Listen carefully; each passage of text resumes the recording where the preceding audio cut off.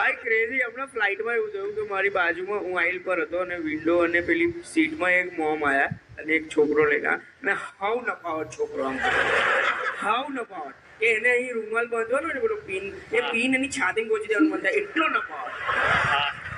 એ હશે ઇરિટેટિંગ બાળક. અને સખત કકરાટ કરે યાર. અને એ ખબર નહીં એને કકરાટ ત્યાં જ પૈસા આપેલા ટિકિટના.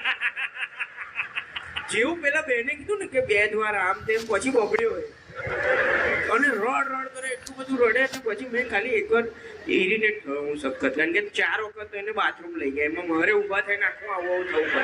મારી ઊંઘ બગડે. મુંબઈ અમદાવાદની ફ્લાઇટમાં 4 વખત ઊભા થાય.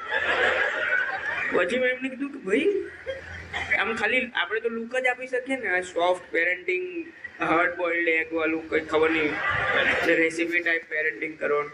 તો મેં આમ જોયું તો એ બેન કે he is actually going through something.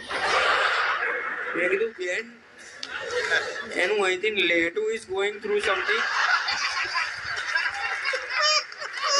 એ એનું કરો કઈ